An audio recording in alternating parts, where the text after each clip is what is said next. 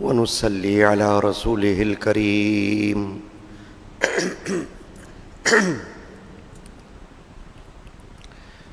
أعوذ بالله من الشيطان الرجيم. بسم الله الرحمن الرحيم. سبحان الذي أسرى بعبده ليلا من المسجد الحرام إلى المسجد الأقصى الذي باركنا حوله لنريه من آياتنا إنه هو السميع البصير. صدق الله مولانا العظيم.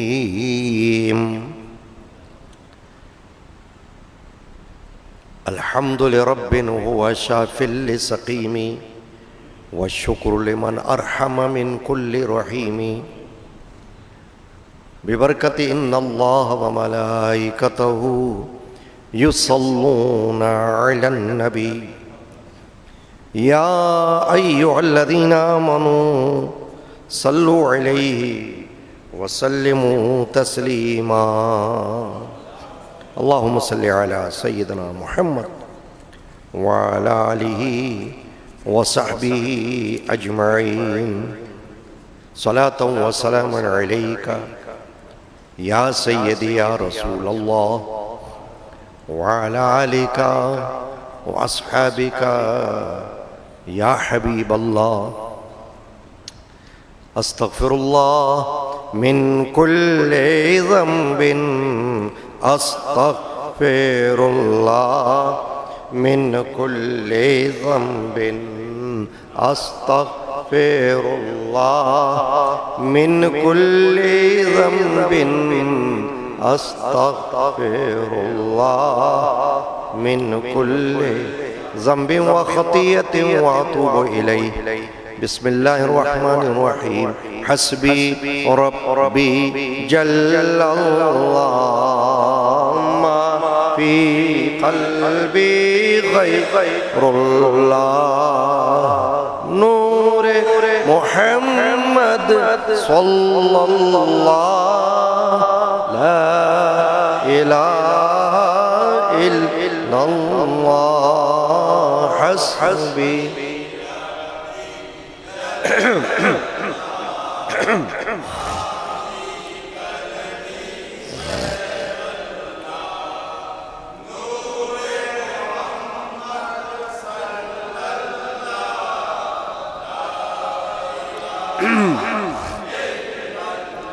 صلی اللہ علیک یا رسول اللہ وسلم علیک یا حبیب اللہ صلی اللہ علیہ.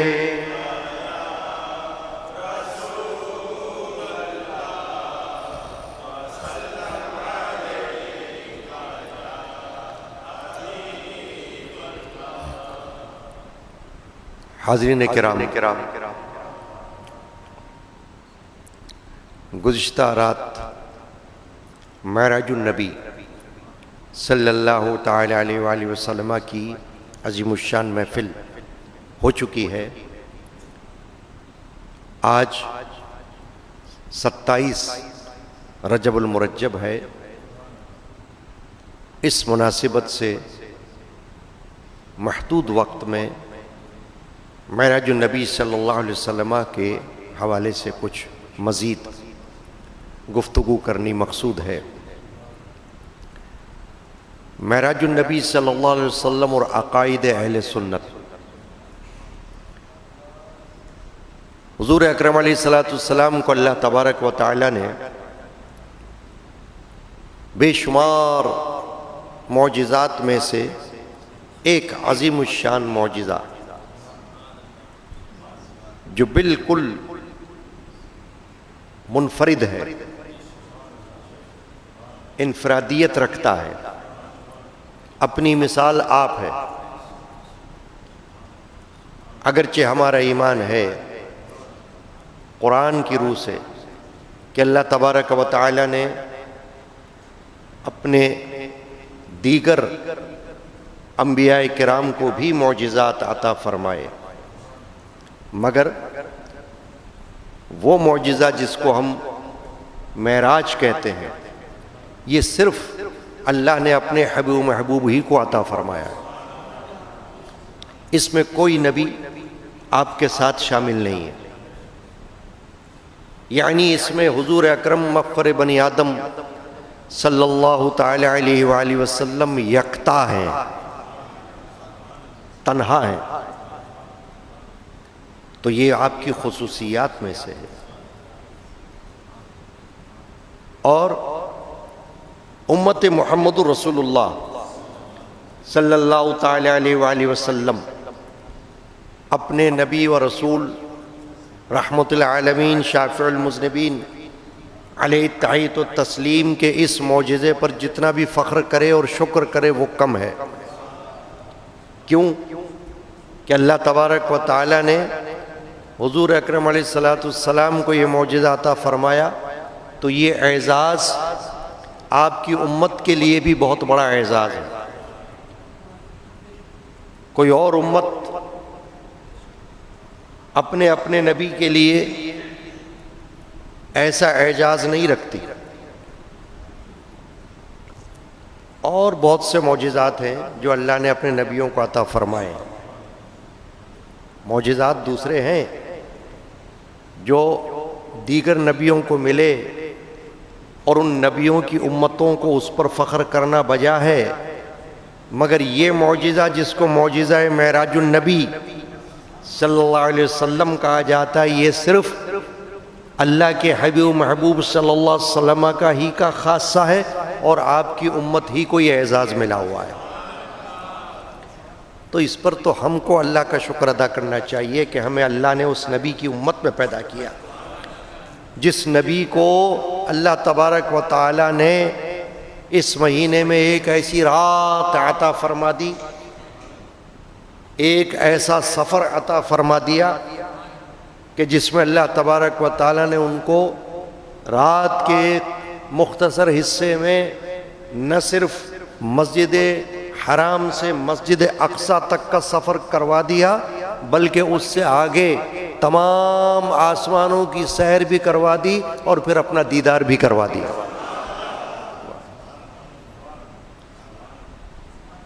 تو یہ تو بہت عظیم الشان منفرد معجزہ ہے، اعجاز ہے، جس کا ذمہ خود اللہ نے لیا ہوا ہے، کیونکہ معجزہ اللہ کے حکم سے ہوتا ہے نبی کے ہاتھ پر۔ معجزے کی تعریف یہ ہے کہ نبی کے ہاتھ پر ہو، مگر بِإِذْنِ اللہ ہو، اللہ کے حکم سے ہو۔ اللہ کے حکم سے نبی اپنا معجزہ دکھا دیتا ہے، تو اللہ تبارک و تعالی نے چاہا کہ میں اپنے حبیب و محبوب رحمت العالمین شافع المذنبین صلی اللہ علیہ وسلم کو ایک ایسا معجزہ بھی عطا کر دوں کہ جو ابد الآباد تک باقی رہے اور اس کی یاد لوگوں میں زندہ رہے۔ آپ دیکھیے کہ آج ہر سال اس شب معراج النبی صلی اللہ علیہ وسلم کا ذکر بھی ہوتا ہے، اس کی یاد بھی ہوتی ہے، اور اس شب کو خوشی کے ساتھ منایا جاتا ہے، کیونکہ ایسے واقعات جس کو عظیم کہا جاتا ہے، یاد رکھیے یہ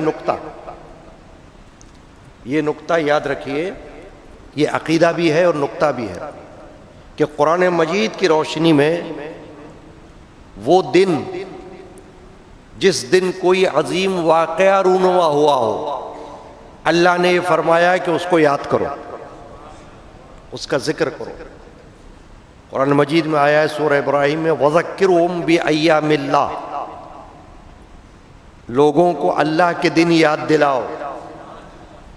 تو مفسرین حضرات نے اس کی تعریف میں یہی فرمایا، تشریح میں اور تفسیر میں، کہ وہ دن کہ جن دنوں میں کوئی نہ کوئی واقعہ عظیم الشان واقع ہوا ہو اس دن کو یاد رکھنا چاہیے تاکہ اس کی عظمت دل کے اندر برقرار رہے۔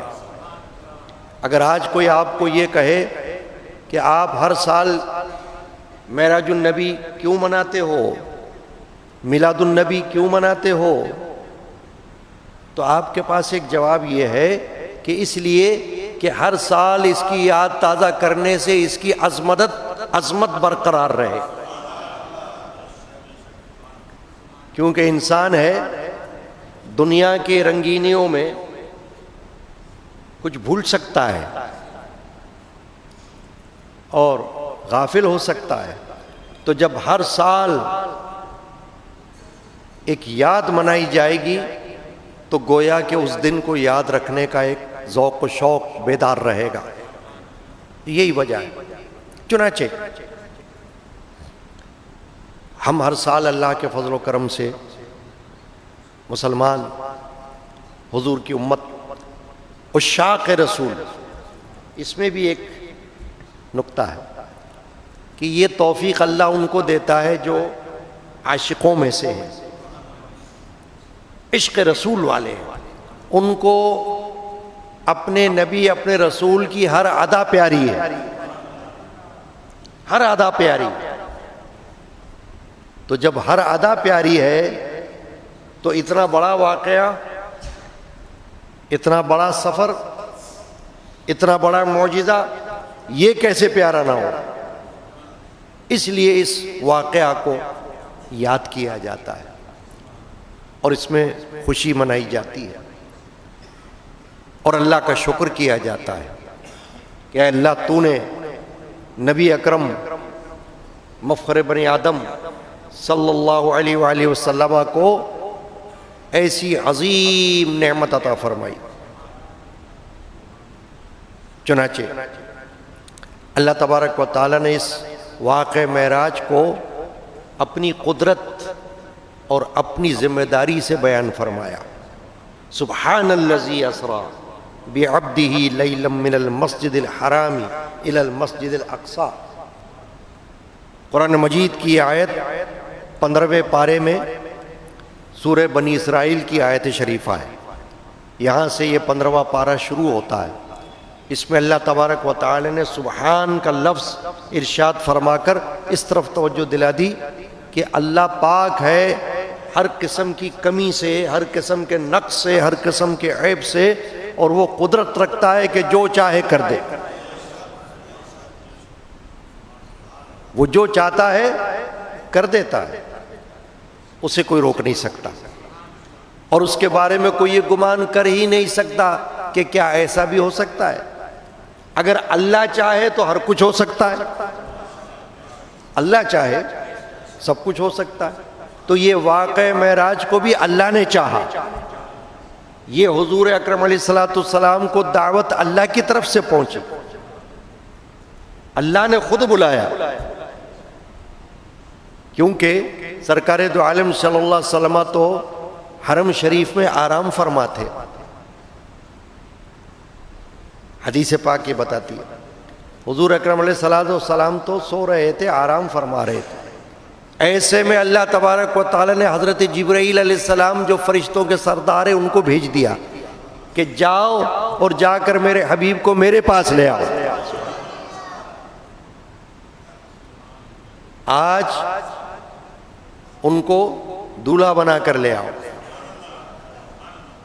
ان کے استقبال کے لیے ان کے پیش رو انبیاء کرام بھی موجود ہیں، وہاں مسجد اقصی میں موجود ہیں، وہاں پر نماز بھی ہو رہی ہے، اور نماز کی امامت بھی سرکار دو عالم صلی اللہ علیہ وسلم ہی فرمائیں گے، سارے انبیاء مقتدی ہوں گے اور حضور اکرم صلی اللہ علیہ وسلم مقتدا بنیں گے۔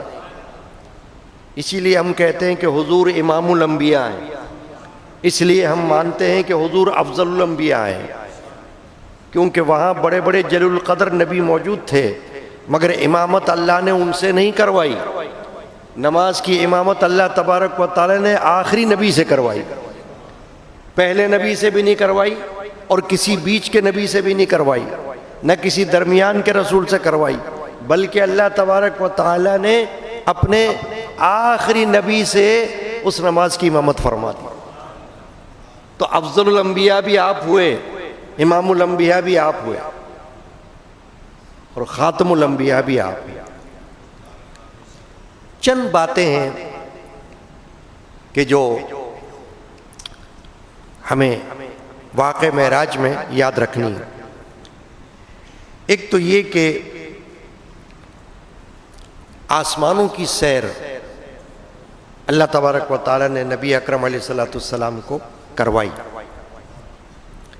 تو آسمانوں میں پہلا آسمان، دوسرا آسمان، تیسرا آسمان، چوتھا آسمان، پانچواں آسمان، چھٹا آسمان، ساتواں آسمان، ساتوں آسمانوں کی سیر کرتے ہوئے سرکار دو عالم صلی اللہ علیہ وسلم عرش اعظم بلکہ اس سے بھی آگے پہنچ گئے۔ کیا کیا دیکھا، کیا کیا ملاحظہ فرمایا، کوئی چیز باقی نہ رہی۔ انبیاء کو بھی ملاحظہ فرما لیا، سدرۃ المنتہا، سدرہ یعنی بیری کا درخت، اس کو بھی ملاحظہ فرما لیا، اور جنت کا بھی مشاہدہ فرما لیا، دوزخ کا ملاحظہ بھی فرما لیا، اور زمین و آسمان میں جو کچھ اللہ تبارک و تعالی آپ کو دکھانا چاہتا تھا آپ کو دکھا دیا۔ نِلُرِيَهُ مِنْ آیاتنا، قرآن مجید میں اللہ نے یہاں فرمایا کہ ہم نے یہ اسی لیے سفر کروایا کہ ہم انہیں اپنی عظیم نشانیاں دکھلا دیں۔ تو کیا کیا نشانیاں حضور اکرم صلی اللہ علیہ وسلم نے دیکھی، ان میں سے کچھ ہمیں معلوم ہوئی ہیں، اور نہ جانے کیا کچھ دیکھا اس کا ہمیں پتہ ہی نہیں، کیونکہ وہ سفر ایسا سفر ہے کہ ہماری سمجھ سے بالا ہے، کیونکہ معجزہ ہے نا۔ ہمیں کیا پتہ کہ سفر کے اندر اللہ تبارک و تعالی نے کیا کچھ حضور پر انکشاف کر دیا۔ تو آسمانوں کی سیر کروائی، تو چھٹے آسمان میں جس طرح پہلے آسمان سے لے کر ہر آسمان میں ایک ایک نبی، دو نبی سرکار دو عالم صلی اللہ علیہ وسلم کو ملتے رہے، سلام کرتے رہے، مرحبا کہتے رہے، استقبال کرتے رہے، دروازہ کھلتا رہا اور نبی سے ملاقات ہوتی رہی۔ تو چھٹے آسمان پر نبی اکرم علیہ الصلوۃ والسلام نے حضرت موسیٰ علیہ السلام کو دیکھا، اور وہاں ان سے ملاقات ہوئی۔ اور ایک اور ملاحظہ حضور نے فرمایا کہ حضرت موسیٰ علیہ السلام کو اس سفر کے اندر یہ بھی دیکھا کہ وہ اپنی قبر میں کھڑے ہوئے نماز پڑھ رہے ہیں۔ اب اگر اس نماز سے مراد نماز لی جائے تو اگرچہ دنیا سے پردہ ہو جانے کے بعد تو بندہ نماز کا مکلف نہیں رہتا، مگر عبادت ہے، ذوق و شوق انبیاء کرام کو صلاۃ کا، نمازوں کا رہا ہے، کیونکہ نماز ہر امت پر اپنے اپنے حساب سے، اپنے اپنے انداز سے فرض رہی ہے۔ تو اگر موسیٰ علیہ السلام اپنی قبر میں نماز پڑھ رہے تھے اور نبی اکرم علیہ الصلوۃ والسلام نے ان کو وہاں ملاحظہ فرما لیا، تو یا تو وہ نماز ہی پڑھ رہے تھے، یا علماء فرماتے ہیں کہ اس سے یہ بھی مراد لی جاتی ہے کہ وہ اللہ تبارک و تعالیٰ کی جانب سے نبی اکرم علیہ الصلوۃ والسلام پر درود پڑھ رہے تھے، رحمت کی دعا کر رہے تھے، کیونکہ صلاۃ کا معنی ایک سے زیادہ ہے، معروف معنی نماز ہے، مگر صلاۃ کا معنی رحمت بھی ہے، اللہ کی رحمت کی دعا۔ تو حضرت موسیٰ علیہ السلام کو نبی اکرم علیہ السلام نے یہ دیکھا کہ آپ اپنی قبر میں کھڑے ہوئے نماز پڑھ رہے ہیں۔ اس سے اہل سنت کا ایک عقیدہ جو ہمیں یاد رکھنا چاہیے، جس کا اعتراف اور اظہار ہم اکثر و بیشتر سنتے رہتے ہیں، وہ یہ ہے کہ اللہ تبارک و تعالی نے انبیاء کرام علیہم السلام کو اپنے اپنے مرقد انور میں اپنی اپنی قبروں میں بحالت جسمانی دنیاوی زندہ رکھا ہوا ہے. جس طرح وہ پہلے دنیا میں حیات رہے اسی طرح اپنے مرقد انور میں بھی حیات ہے. اسی لیے ہم اپنے نبی اکرم صلی اللہ علیہ وسلم کے بارے میں بھی یہی عقیدہ رکھتے ہیں کہ حضور علیہ الصلوۃ والسلام حیات النبی ہیں. ہم اگر حضور اکرم علیہ الصلوۃ والسلام کے دربار میں پہنچ جائیں، مسجد نبوی میں پہنچ جائیں، بارگاہ رسالت میں کھڑے ہو جائیں، مواجہ شریف میں کھڑے ہو جائیں، تب بھی ہمارا یہی عقیدہ ہوگا کہ حضور ہمیں ملاحظہ فرما رہے ہیں، حیات النبی ہیں. اور ہم یہاں بیٹھے ہوئے ہیں تب بھی ہمارا عقیدہ وہی ہے کہ حضور حیات النبی ہیں. ہم انہیں نہیں دیکھ سک رہے مگر وہ ہمیں ملاحظہ فرما رہے ہیں. ہم حضور کی نظروں سے چھپے ہوئے نہیں. یہ اہل سنت و جماعت کا ایک متفقہ عقیدہ ہے. تو حضور اکرم علیہ الصلوۃ والسلام نے جب موسیٰ علیہ السلام کو قبر میں نماز پڑھتے ہوئے دیکھا تو علماء اس سے یہی عقیدہ واضح کرتے ہیں کہ دیکھ لو کہ حضور اکرم صلی اللہ علیہ وسلم نے حضرت موسیٰ علیہ السلام کو اس حالت میں دیکھا کہ وہ قبر میں کھڑے ہوئے ہیں اور نماز پڑھ رہے ہیں. تو معلوم ہوا کہ انبیاء کو موت نہیں آتی. وہ جو موت جس کا قرآن میں ذکر ہے کہ سب کو موت آنی ہے، وہ موت انبیاء کے لیے جب آتی ہے تو ایک آن کے لیے آتی ہے، اس کے بعد اللہ تعالیٰ ان کو زندگی عطا فرماتا ہے. انبیاء کو بھی اجل آنی ہے. اعلیٰ حضرت الشاہ احمد رضا رحمۃ اللہ علیہ نے اس عقیدے کے بارے میں یہ فرمایا، وضاحت کی. انبیاء کو بھی اجل آنی ہے مگر اتنی کہ فقط آنی ہے. اتنی کہ بس آ گئی، اس کے بعد رہی نہیں. پھر زندگی ہے، پھر حیات ہے، دنیاوی حیات کی طرح. انبیاء کو بھی اجل آنی ہے مگر اتنی کہ فقط آنی ہے، اور پھر اس کے بعد ان کی حیات مثل سابق وہی جسمانی ہے. پھر ان کی حیات جو ہے اسی طرح جسمانی حیات ہے. جیسے ہم اپنے آپ کو حیات سمجھتے ہیں نا، ہم کہتے ہیں کہ ہم تو زندہ ہیں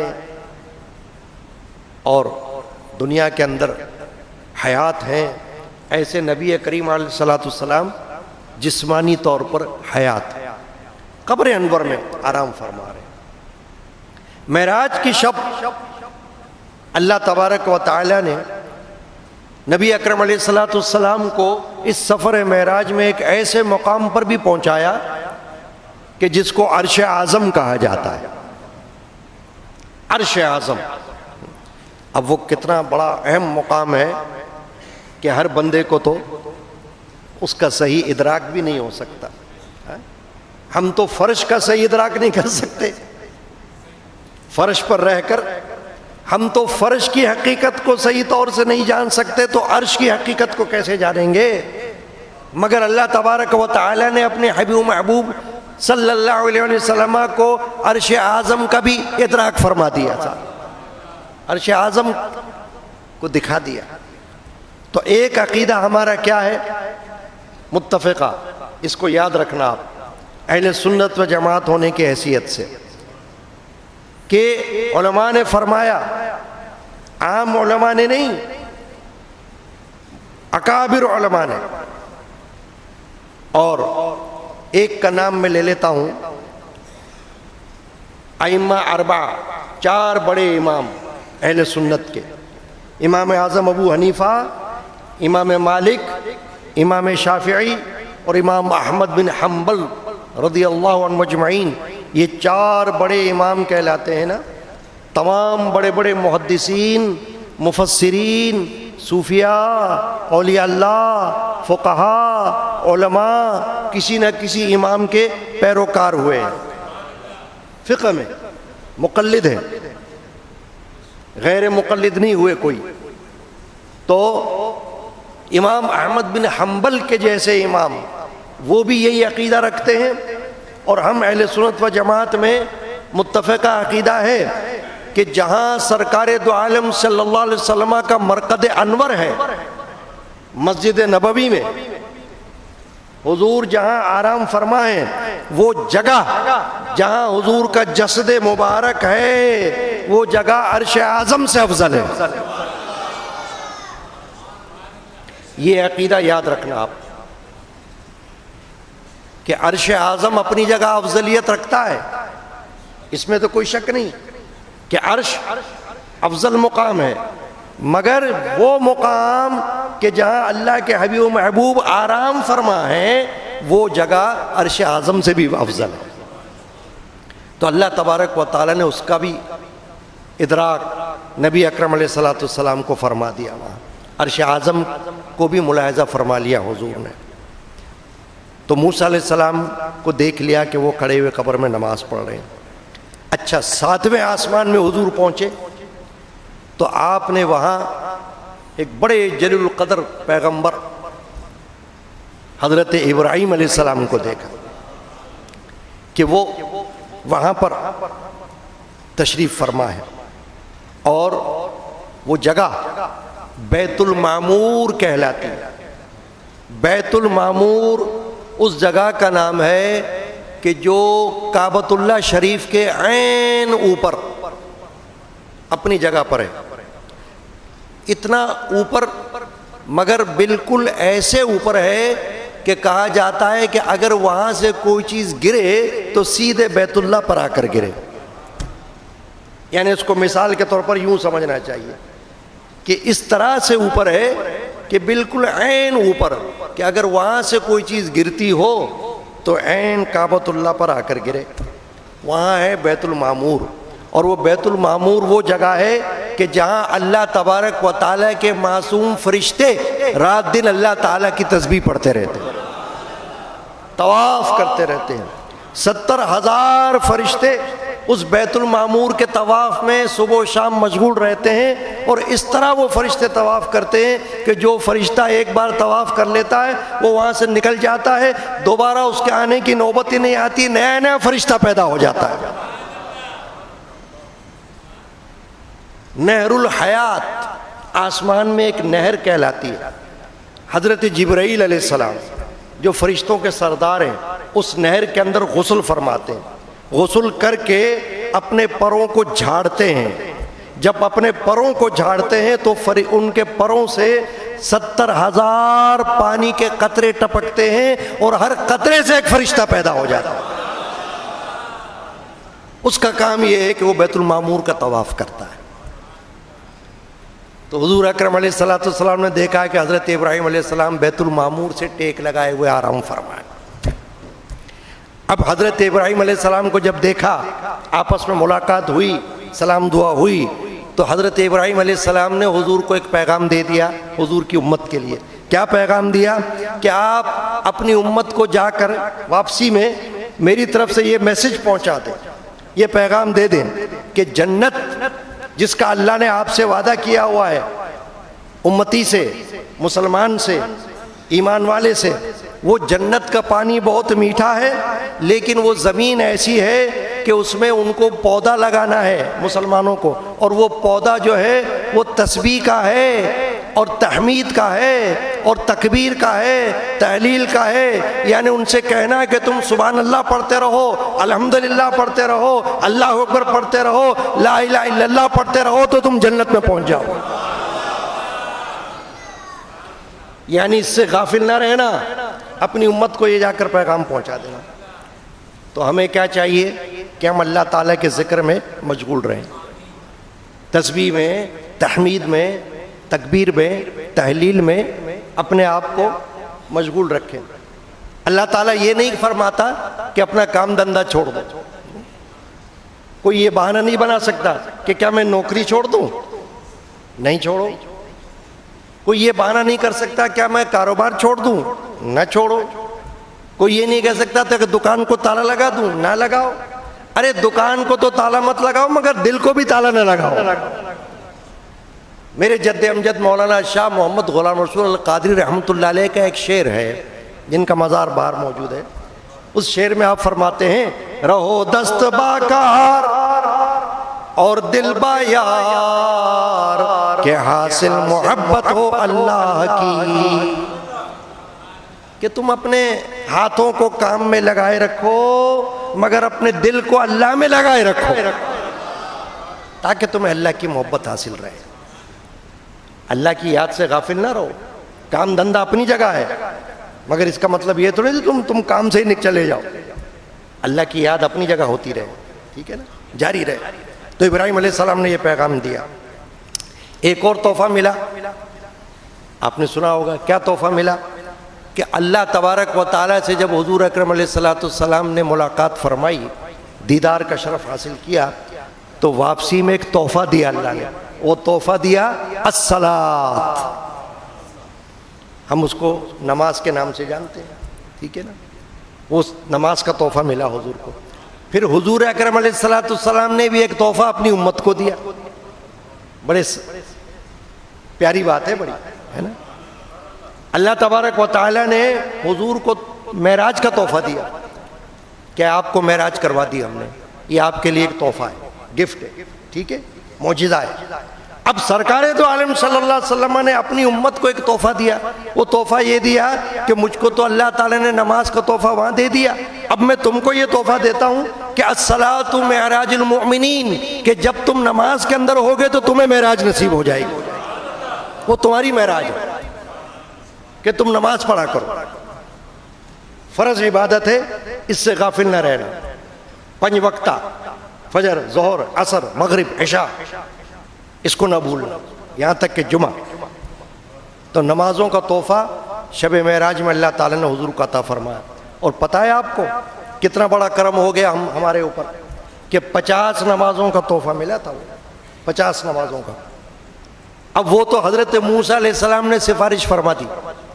جب حضور وہاں سے واپس ہوئے تو حضور فرماتے ہیں کہ موسیٰ علیہ السلام سے ملاقات ہوئی دوبارہ، تو موسیٰ علیہ السلام نے فرمایا کہ یا محمد صلی اللہ علیہ وسلم، یہ جو 50 نمازوں کا تحفہ آپ کو ملا ہے نا، ہے تو بہت اچھا تحفہ، مگر میں نے تجربہ کیا ہے کہ 2 وقت کی نماز مجھ پر، میری امت پر فرض تھی، وہ 2 وقت کی نماز بھی برابر ادا نہیں کر سکے، تو 50 وقت کی نماز آپ کی امت سے بھی ادا ہونی بڑی مشکل بات ہے۔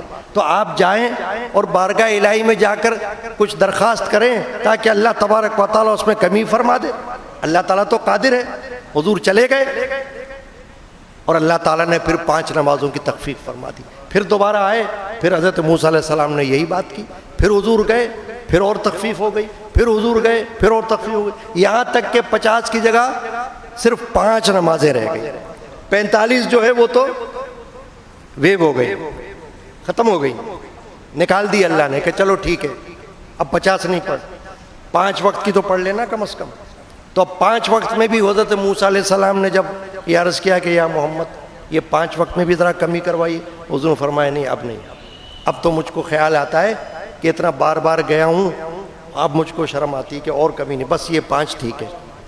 اللہ تبارک و تعالی کی طرف سے یہ انعام مل گیا کہ یہ ہے تو 5 ہی، مگر چلیں میری قدرت، میری رحمت اتنی وسیع ہے کہ آپ کا امتی اگر 5 وقت بھی نماز پڑھ لے گا تو 50 وقت کا ثواب لے لے گا،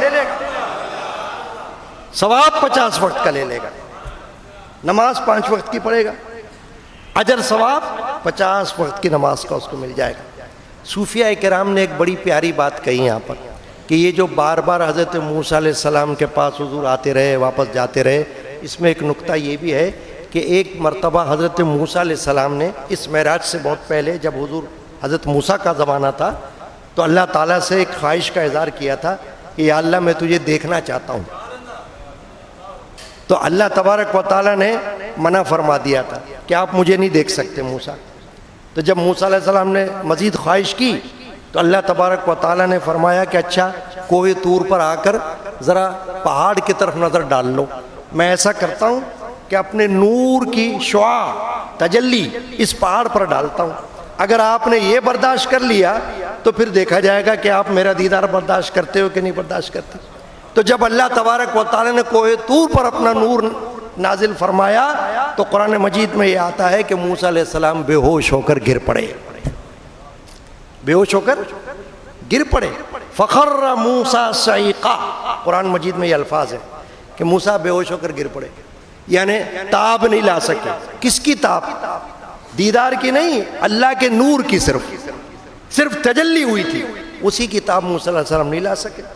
اب یہ جو حضور اکرم علیہ السلام بار بار جاتے رہے، واپس آتے رہے، موسیٰ علیہ السلام سے ملتے رہے، صوفیہ کرام فرماتے ہیں اس میں ایک راز یہ بھی ہے کہ ایک حدیث پاک میں حضور نے یہ فرمایا کہ من رعانی فقط رأى الحق، جس نے مجھ کو دیکھ لیا اس نے حق کو دیکھ لیا. تو موسیٰ علیہ السلام بار بار حضور کو دیکھ رہے تھے، اس کا مطلب یہ تھا کہ حضور نے اللہ کو دیکھا تھا اور موسیٰ علیہ السلام حضور کو دیکھ رہے ہیں. تو جب بھی حضور کو دیکھ رہے ہیں اللہ کو دیکھنے کا شرف حاصل ہو رہا ہے، کیونکہ پس پردہ ایسا ہے کہ جیسے اللہ کی ذات پاک کو کوئی ملاحظہ کر رہا ہے. کیونکہ حضور نے خود فرما دیا من رعانی فقط رأى الحق، جس نے مجھے دیکھ لیا اس نے رب کو دیکھ لیا. یہ بات. چنانچہ یہ سفر معراج کے بارے میں نے ذرا سی بات عرض کر دی. اب ایک دو اشعار پڑھتے ہیں. میرے خاندان کے صوفی بزرگ حضرت صوفی سے عبد الغنی رحمۃ اللہ علیہ نے یہ اشعار لکھے شب اسریٰ کے بارے میں. شب اسریٰ یہ خدا کہتا تھا پیارے آ جا. شب اسریٰ یہ خدا کہتا تھا پیارے آ جا، تیرے دیدار کے مشتاق ہیں سارے آ جا، تیرے دیدار کے مشتاق ہیں سارے آ جا. خاص نور اپنا فرشتوں کو ذرا دکھلا دے. اے میرے حبیب محبوب، آپ کا نور وہ ہے کہ جس کو دیکھنے کے فرشتے بھی مشتاق ہیں. خاص نور اپنا فرشتوں کو ذرا دکھلا دے، اس لیے تجھ کو بلاتے ہیں پیارے آ جا، اس لیے تجھ کو بلاتے ہیں پیارے آ جا. شب اسریٰ یہ خدا کہتا تھا پیارے آ جا. منتظر دیر سے ہے خلد میں حور و غلمان، منتظر دیر سے ہے خلد میں حور و غلمان، اور فدا ہونے کو ہے چاند ستارے آ جا، اور فدا ہونے کو ہے چاند ستارے آ جا. حشر میں امتی یوں ان کو پکاریں گے غنی رحمت اللہ علیہ. حشر میں امتی یوں ان کو پکاریں گے غنی، وقت امداد ہے غم خوار ہمارے آ جا، وقت امداد ہے غم خوار ہمارے آ جا. شب اسریٰ یہ خدا کہتا تھا پیارے آ جا، تیرے دیدار کے مشتاق ہیں سارے آ جا. اللہ اللہ تعالیٰ معراج النبی کا فیضان ہم سب کو دونوں جہان میں نصیب فرمائے۔ صلی اللہ تعالیٰ علی محمد وعلی آلہ وصحبہ اجمعین۔